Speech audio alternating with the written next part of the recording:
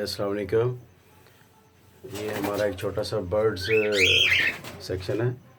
ये आपको दिखाते हैं। सब पैरेट अपने बहुत सेहतमंद हैं। ये देखें,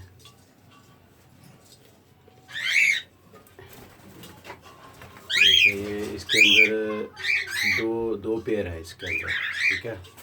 और ये हमारे जो कॉकटेल है उनके जो बर्ड ब्रीड की हुई है वो है।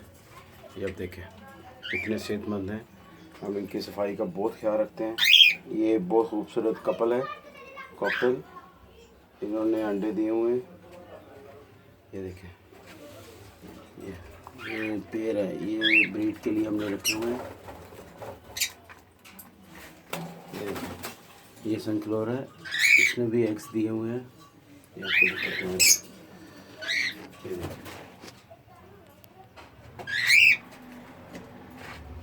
ये हमने सिर्फ अपने शौक़ के लिए रखे हुए हैं, ठीक है। तो बड़ा अच्छा लगता है जब हम इनके पास आते हैं। ये हमें देख के बहुत खुश होते हैं।